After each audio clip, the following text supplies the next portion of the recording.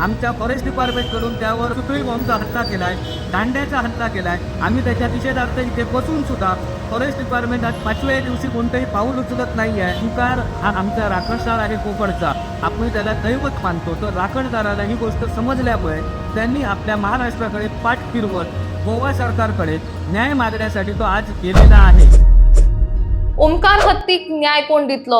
महाराष्ट्रात सरकार निष्क्रिय, गोंयाकडल्यान सिंधुदुर्गातल्या नागरिकांच्यो मोठी अपेक्षा। या नागरिकांच्या म्हणण्याप्रमाणे ओंकार हत्तीक न्याय मिळवून दिवपाक आणि सुरक्षितपणान ताका रिलोकेट करपाक महाराष्ट्र राज्य सरकाराक यश आयिल्लें ना। त्याचप्रमाणे थंयच्या वन अधिकाऱ्यांनी सुतली बॉम्ब आणि दाण्यान लेगीत ताचेर हल्लो केल्लो आसा असो दावो या नागरिकांनी केला। गेल्या 5 दिसांसावन तांणी आंदोलन करत ओंकार जाका ते कोकणाचो राखणदार म्हणतात ताका सैमीक अधिवासांत परत सोडपाक गोंय राज्याचे वन मंत्री विश्वजीत राणे हांणी मदत करची अशी मागणी केल्या। या नागरिकांच्या म्हणण्याप्रमाणे फक्त गोंय राज्याचे वन मंत्री विश्वजीत राणे हेच ओंकाराक न्याय मिळवून दिवपाक शकतात आणि खंय तरी ओंकार हो न्यायाचो सोद घेत गोंयांत आयला अशी भावना या नागरिकांनी उक्तायल्या। त्याचप्रमाणे मंत्री राणे हांणी या हत्तीच्या सुरक्षे खातीर आणि ताका रिलोकेट करपाक योग्य ते पावल मारचें अशी मागणी ह्या लोकांनी केली आसा। आज दिनांक 1 डिसेंबर 2025 रोजी आम्ही आंदोलनाला बसलेलो आहोत। आज आमचा 5वा दिवस आहे चालू, बरोबर 27 तारखेपासून आम्ही बसलो आहे आणि आपलं महाराष्ट्र सरकार हे या ओंकार हत्तीच्या एक म्हणजे ओंकार हत्तीची जी मोहीम होती त्याला लवकरात लवकर जंगलात सोडायची, त्यात निष्क्रिय ठरलेलं आहे। आमचं महाराष्ट्र फॉरेस्ट डिपार्टमेंट जे आहे ते सुद्धा या कामात संपूर्ण निष्क्रिय ठरलेलं आहे। आमचे नेते मंडळीही याबाबत निष्क्रिय ठरलेत।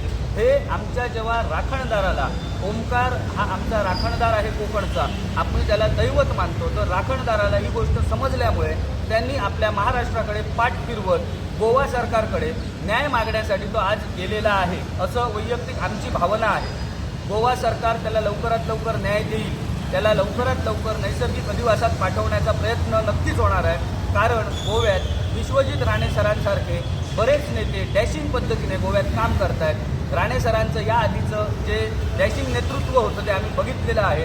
राणे सरांचं म्हणजे मी पुन्हा सांगतोय गोव्यातल्या विश्वजीत राणे सरांचं, नाहीतर राणेवरून परत एक वेगळी भावना कोणाच्या मनात व्हायला नको। नाव जरी सारखं असलं तरी काम मात्र वेगळं आहे।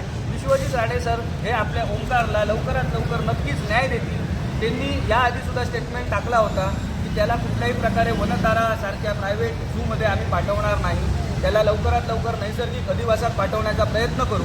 आज आम्ही हे उपोषणाला बसलो आहे, आज आमचा 5वा दिवस आहे। सर आम्हाला तुम्हाला भेटायचं आहे परंतु इथून आम्हाला निघता येत नाही आहे, त्यामुळे आपण लवकरात लवकर आमची भेट घ्यावी किंवा आम्हाला कॉन्टॅक्ट करावा आणि त्या ओंकारला लवकरात लवकर न्याय द्यावा। आमच्या फॉरेस्ट डिपार्टमेंटकडून त्यावर सुतळी बॉम्बचा हल्ला केला आहे, दांड्याचा हल्ला केला आहे। आम्ही त्याच्या निषेधार्थ इथे बसून सुद्धा फॉरेस्ट डिपार्टमेंट आज 5व्या दिवशी कोणतंही पाऊल उचलत नाही आहे, पण गोवा सरकार हे मात्र नक्कीच ते करणार आहे। गोवा सरकारला राखणदाराची नक्कीच किंमत माहिती आहे, त्या राखणदाराला लवकरात लवकर जंगलात पोहोचवण्यासाठी गोवा सरकारने प्रयत्न करावे।